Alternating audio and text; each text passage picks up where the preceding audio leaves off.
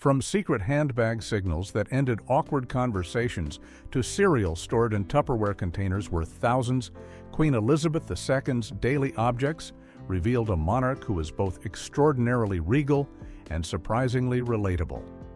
Her morning alarm wasn't a clock, but live bagpipes. She never needed a passport despite visiting 120-plus countries. And one staff member had the bizarre job of breaking in her shoes, while she herself wore only one nail polish shade for 33 years. Here are 15 weird facts you didn't know about objects Queen Elizabeth II used every day. Fact 1. Live bagpipes woke her. Every morning for 7 decades, Queen Elizabeth II began her day in the most unusual way imaginable. At exactly 9 o'clock, regardless of which royal residence she was staying at, a personal bagpiper would position himself beneath her window and play the Highland pipes for precisely 15 minutes. This wasn't just an occasional ceremony or a special occasion tradition, but rather a daily ritual that happened 365 days a year, spanning her entire reign from 1952 until her death in 2022. The position of piper to the sovereign was created by Queen Victoria in 1843, and Queen Elizabeth maintained this curious alarm clock throughout her life. The piper played at Windsor Castle, Buckingham Palace, the Palace of Holyrood House in Edinburgh, and Balmoral Castle in Scotland, with the only exception being Sandringham House in Norfolk, where the tradition was not observed. What made this daily performance particularly demanding was that the piper needed to memorize over 700 different tunes to ensure the Queen never heard the same piece too frequently. The repertoire included traditional Scottish melodies, military marches, and classical bagpipe compositions. The final person to hold this position was Pipe Major Paul Burns of the Royal Regiment of Scotland, who served until the Queen's passing. The sound of bagpipes echoing through palace corridors each morning became such an integral part of palace life that staff members and visitors could set their watches by it, and the Queen reportedly loved this distinctive wake-up call, finding it far more pleasant than any ordinary alarm clock could ever be. Fact 2. Her handbag sent secret staff signals. Queen Elizabeth II's iconic handbag was far more than just a fashion accessory or a place to store personal items. It functioned as a sophisticated nonverbal communication system that allowed her to send covert messages to her staff during public engagements and private events without anyone else noticing. The Queen carried her Launer London handbag with her constantly, and royal staff members were trained to watch its position carefully because its placement communicated specific instructions. When the Queen switched her handbag from her left arm to her right arm, it was a clear signal to her ladies-in-waiting that she wanted the current conversation to end, and they would politely intervene to extract her from the interaction. If she placed her handbag on a table during a dinner or reception, it meant she wanted to leave within the next 5 minutes, prompting staff to begin preparing her departure. The most urgent signal came when she placed her handbag on the floor, which was an immediate distress call, meaning she needed to be rescued from an uncomfortable situation right away. Royal historian Hugo Vickers confirmed these signals were real and actively used throughout her reign. The system was so effective because it appeared completely natural, as anyone might shift a handbag from one arm to another or set it down without drawing attention. This allowed the Queen to maintain complete control over her schedule and interactions, while always appearing gracious and unhurried in public, never having to verbally cut conversations short or show any sign of impatience or discomfort to her guests. Fact 3. Cereal stored in yellow Tupperware. Despite residing in some of the most luxurious palaces in the world and having access to private chefs who could prepare any breakfast imaginable, Queen Elizabeth II had a remarkably down-to-earth morning routine when it came to her cereal. The Queen kept her Special K cereal stored in bright yellow plastic Tupperware containers, exactly like millions of ordinary households around Britain. Each morning at breakfast, rather than having servants pour her cereal into a bowl, the Tupperware container would be brought directly to her at the table, so she could serve herself, controlling her own portion size just as she preferred. This wasn't a recent development or something she only did occasionally, but rather a long-standing personal preference that palace staff honored throughout her reign. Former royal chef Darren McGrady, who worked at Buckingham Palace for 15 years, confirmed this unusual detail about the Queen's breakfast habits in multiple interviews. The image of Britain's longest reigning monarch reaching into a common plastic cereal container at a table set with priceless china and silverware perfectly captured the contradiction between her extraordinary position and her surprisingly ordinary personal tastes. The Queen was known for her frugal habits in many areas of her private life, and this extended to her breakfast routine, where she preferred the familiar simplicity of serving her own cereal from Tupperware, rather than having staff handle everything. This small detail revealed how she maintained some sense of normalcy and personal control in a life that was otherwise highly regimented and formal. Fact 4. Daily red boxes delivered government secrets. Every single day of her 70-year reign, Queen Elizabeth II received locked red leather boxes containing some of the most sensitive government secrets in the United Kingdom. These dispatch boxes, as they were officially called, arrived daily without fail, with only 2 exceptions throughout the entire year: Christmas Day and Easter Sunday. The boxes contained state papers, cabinet documents, Foreign Office telegrams, intelligence reports from MI5 and MI6, and proposals from government ministers that required the Queen's attention and signature. This was not a symbolic duty, but rather a serious constitutional obligation that required several hours of work each day. The tradition of red boxes dates back to the reign of Queen Elizabeth I in the 16th century, making it one of the oldest continuous government practices in British history. The boxes themselves were made by Barrow and Gale, a company that held a royal warrant, and each box was secured with a lock that only the Queen had the key to open. Former private secretaries estimated that over the course of her reign, Queen Elizabeth read through more than 3 million documents contained in these red boxes, covering every major political event, crisis, and decision of the past 7 decades. She was known for her meticulous attention to detail, often making notes in the margins and asking pointed questions about policy proposals. The Queen received these boxes regardless of where she was in the world, whether at Buckingham Palace, Windsor Castle, Balmoral, or aboard the royal yacht Britannia during foreign tours, ensuring she remained constantly informed about government affairs and maintained her constitutional role with absolute consistency. Fact 5. No passport or driver's license. Required, Queen Elizabeth II held the extraordinary distinction of being the only person in the United Kingdom who could travel internationally without a passport and drive on public roads without a driver's license, not because of any special privilege granted to her, but because of a unique legal technicality. All British passports are issued in the name of Her Majesty the Queen, with the official document stating it is issued in the name of Her Majesty on behalf of the government. Since the Queen could not issue a passport to herself, she was exempt from needing one, making her the only British citizen who could cross international borders without this standard identification document. Similarly, all British driver's licenses are issued in the Queen's name, meaning she did not require one to drive legally.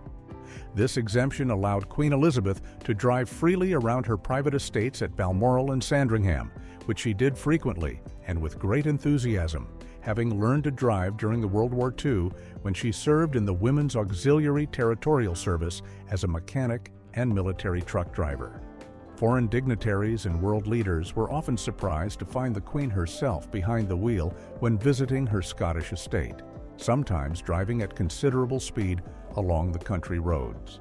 Despite not needing a passport, the Queen still carried official documentation when traveling abroad, including a detailed description of her identity for immigration purposes. Other members of the royal family, including Prince Philip, Prince Charles, and all other royals, were required to carry passports like any other British citizen.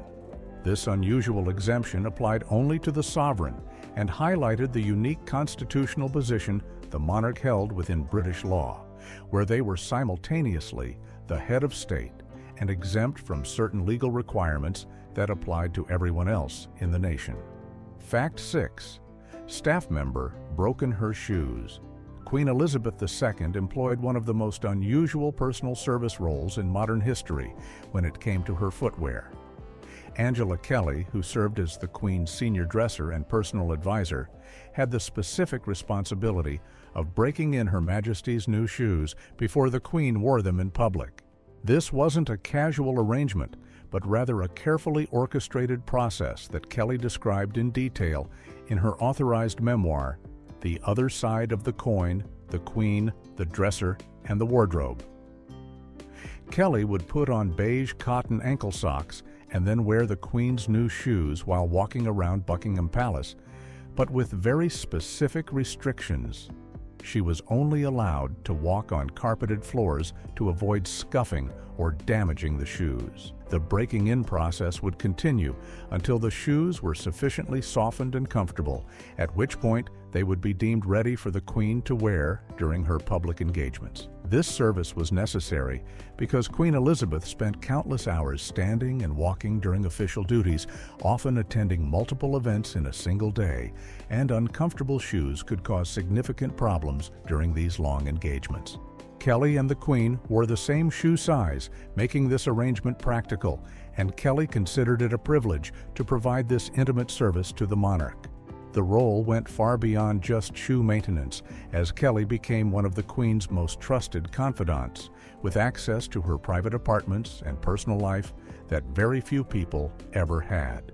This shoe-breaking tradition perfectly illustrated the extraordinary level of detail and preparation that went into every aspect of the Queen's public appearances, ensuring that nothing, not even a tight pair of new shoes, would cause her discomfort or distraction during her royal duties.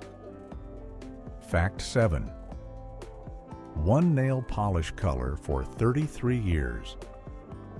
From 1989 until her death in 2022, Queen Elizabeth II wore only one shade of nail polish, Essie's Ballet Slippers, a delicate pale pink that costs just $9 per bottle and can be purchased at any drugstore. This royal preference began when the Queen's hairdresser wrote a letter to the Essie Cosmetics Company specifically requesting this particular shade, describing it as the only color Her Majesty would wear.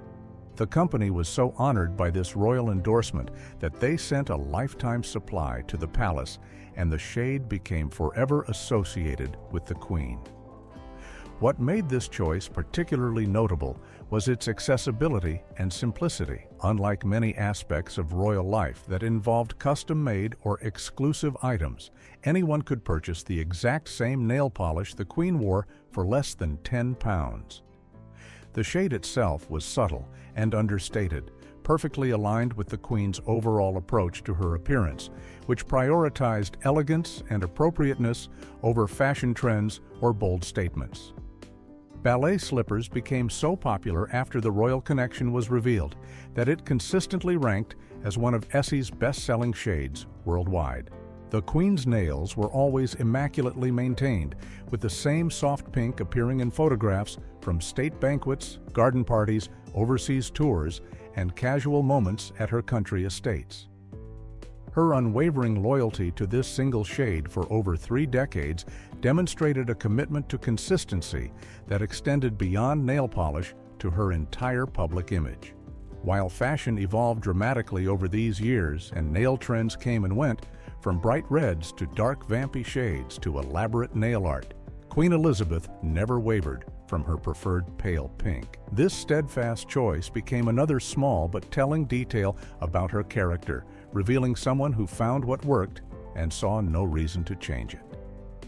Fact 8. Gloves worn for 40-plus years. Queen Elizabeth II's approach to her gloves revealed a surprisingly frugal and sustainable side of her character that contradicted the image of disposable royal luxury. Rather than purchasing new gloves for each engagement or discarding them after a few uses, the Queen had her gloves carefully washed, repaired, and maintained for decades, with some pairs remaining in service for over 40 years. These weren't ordinary gloves, but rather custom-made pieces designed specifically for her needs during public engagements. Her gloves were crafted from Swiss cotton jersey and featured an unusual design element. They extended 5 inches from the base of her thumb, which was longer than standard glove length. This extra length served a specific practical purpose. When the Queen wore 3/4 length sleeves, which she often did, the extended gloves prevented any gap of bare skin from showing when she raised her arms or reached out to shake hands, maintaining the polished, covered appearance that royal protocol demanded. The Queen shook hands with hundreds of thousands of people throughout her reign, from world leaders to ordinary citizens at garden parties and walkabouts, and her gloves needed to withstand this constant use while remaining pristine. Palace staff were responsible for the careful maintenance of these gloves, treating them with specialized cleaning methods to preserve the delicate fabric while removing the inevitable marks and wear that came from constant use. The fact that the Queen chose to repair and reuse gloves rather than simply ordering new ones demonstrated the personal values she held about waste and sustainability, values that were shaped by her experiences during World War II and the rationing era. This approach extended to other items in her wardrobe as well, with the Queen frequently having clothing altered and updated rather than replaced. But her decades-long relationship with individual pairs of gloves stood out as particularly remarkable. Fact 9. Only carried cash on Sundays. Queen Elizabeth II lived most of her life without ever handling money, as the monarch had no need to carry cash for daily transactions, restaurants, shops, or any of the normal situations where ordinary people would use currency. However, there was one exception to this rule that occurred every single Sunday. When attending church service, the Queen would carry a precisely folded 5 or 10 pound note for the collection plate. This wasn't simply a matter of taking a bill from her purse, but rather an elaborate preparation process that involved her butler. The money would be carefully ironed flat to remove any creases, ensuring it was crisp and neat, and then folded in a very specific way, so that when placed in the collection plate, only the Queen's own portrait on the banknote would be visible. This detail revealed both the meticulous planning that went into even the smallest aspects of royal life and the Queen's awareness of the symbolic irony of putting money bearing her own image into the church collection. The note was folded in such a precise manner that it would present the monarch's face upward, creating a small moment of visual symmetry that few people would notice, but that was nevertheless carefully orchestrated. This Sunday ritual was one of the rare occasions when the Queen interacted with physical currency at all, as she never needed to purchase anything herself, never carried a wallet, and had all expenses handled by her staff and household accounts. The irony that the woman whose portrait appeared on every British banknote and coin rarely touched the actual money herself was not lost on royal observers. This church collection tradition connected the Queen to a more ordinary experience that millions of her subjects participated in each week, even if the preparation of her contribution involved rather more ceremony than most people's weekly church donations required. Fact 10. Corgis had personal footmen called Doggy 1 and Doggy 2. Queen Elizabeth II's famous Pembroke Welsh Corgis lived a lifestyle that most humans could only dream of, complete with their own dedicated staff members and luxurious accommodations. The Queen's beloved dogs resided in a special Corgi room at Buckingham Palace, which was furnished with elevated wicker baskets to keep the dogs off cold floors, and they were attended by 2 footmen who became known among palace staff by the informal nicknames Doggy 1 and Doggy 2. These weren't honorary titles, but rather working positions that required significant daily effort. The footmen were responsible for preparing elaborate gourmet meals for the Corgis, which consisted of fresh rabbit, chicken, and beef, all carefully prepared in the palace kitchens to the Queen's exact specifications. The dogs never ate commercial dog food, but instead dined on meals that would be considered restaurant quality by human standards. The Queen herself would often supervise feeding time and insisted on maintaining specific routines for her dog's care. Over the course of her life, Queen Elizabeth owned more than 30 Corgis, beginning with Susan, who was given to her as an 18th birthday present in 1944. And most of her subsequent Corgis were descended from this original dog. The Queen was so devoted to her Corgis that she personally walked them, trained them, and spent considerable time with them each day, considering them companions rather than merely pets. The dogs accompanied her to various royal residences and were a constant presence in her private life. When the Queen died in 2022, she left behind 2 Corgis, Muick and Sandy, who were rehomed with Prince Andrew and Sarah Ferguson. The level of staff dedication to these dogs, complete with nicknamed footmen and custom meal preparation, illustrated how seriously the Queen took their well-being and how integrated they were into daily palace operations. Fact 11. Black blotting paper protected her secrets.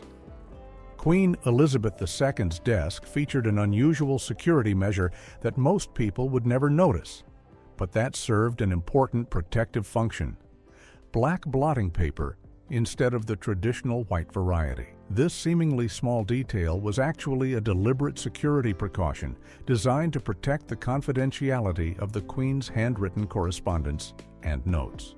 Traditional white blotting paper, which is used to absorb excess ink when writing with fountain pens, creates a mirror image of whatever has been written, and this impression can easily be read by holding the paper up to a mirror or light.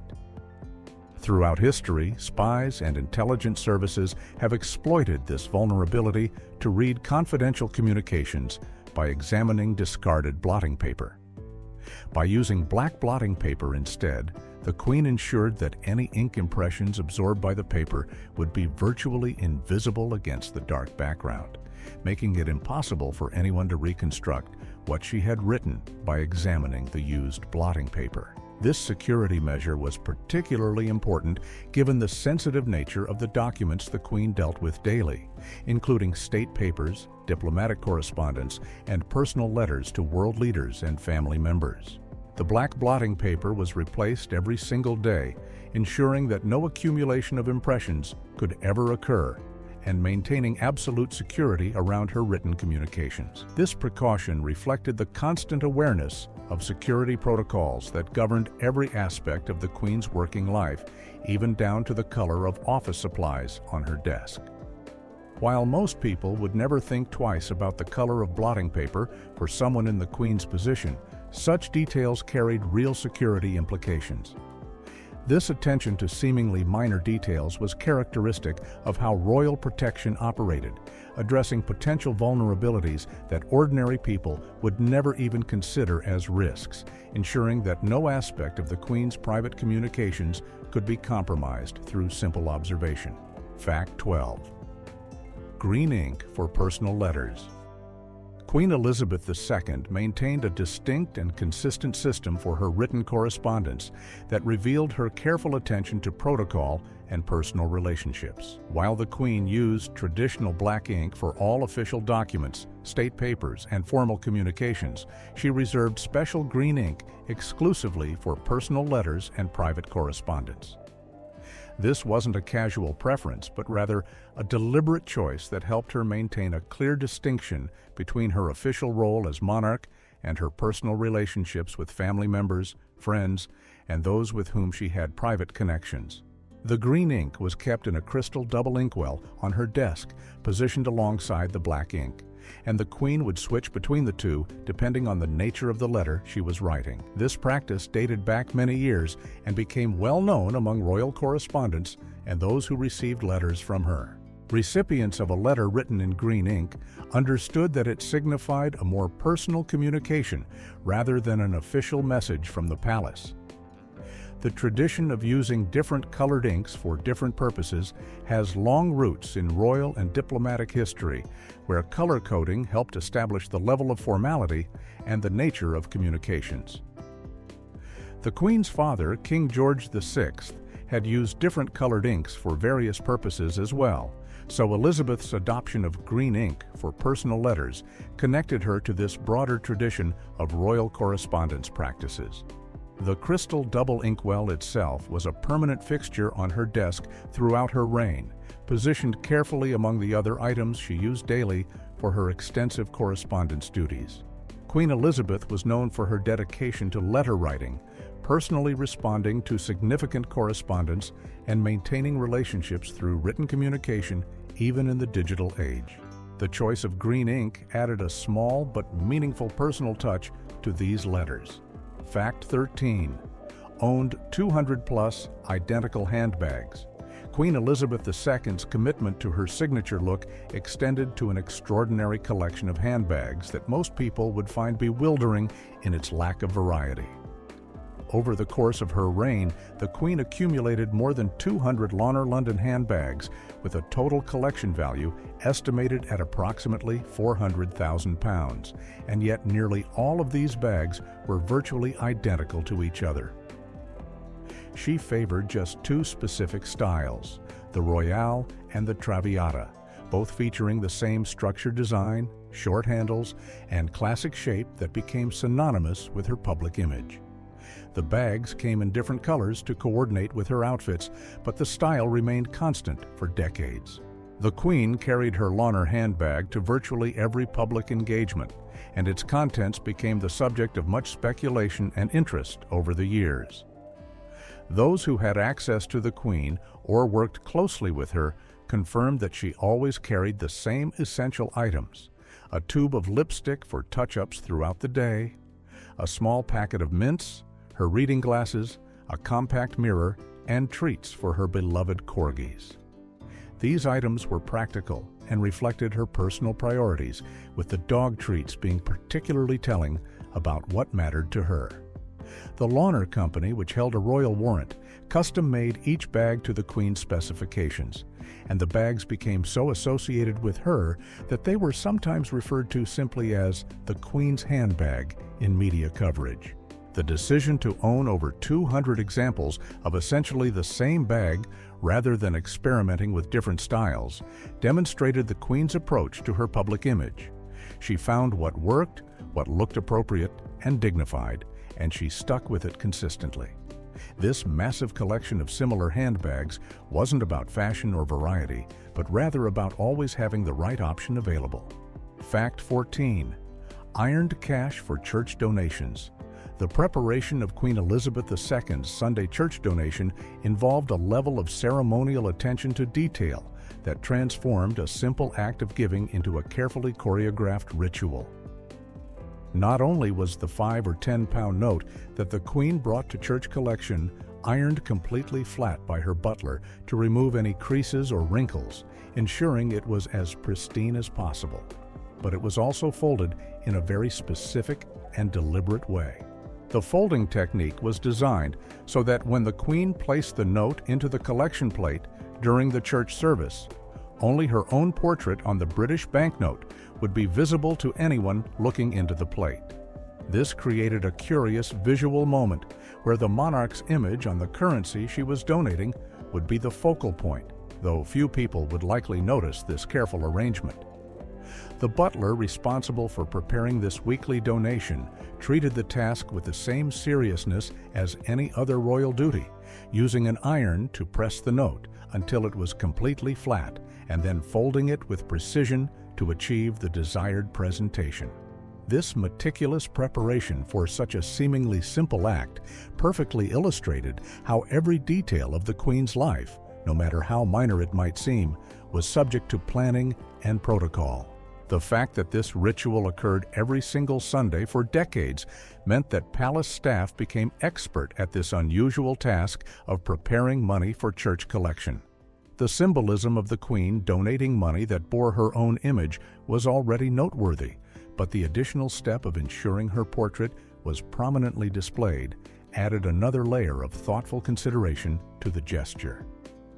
This weekly ritual connected the Queen to her faith and to the normal practice of church attendance, while simultaneously maintaining the distinctive touches that marked even her most ordinary activities as different from those of her subjects. Fact 15. wore same shoe brand for 50 years.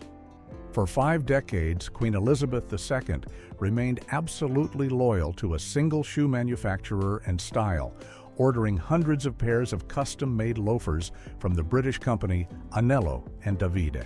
These weren't casual shoes for private wear, but rather her official work shoes that she wore to countless public engagements, state ceremonies, overseas tours, and royal duties throughout her extraordinarily long reign. The commitment to this one brand and style was remarkable given the span of time involved, during which shoe fashion changed dramatically multiple times over. Yet the Queen never wavered from what she knew worked for her demanding schedule. The shoes were made to her exact specifications, with one particularly clever customization that most people would never notice.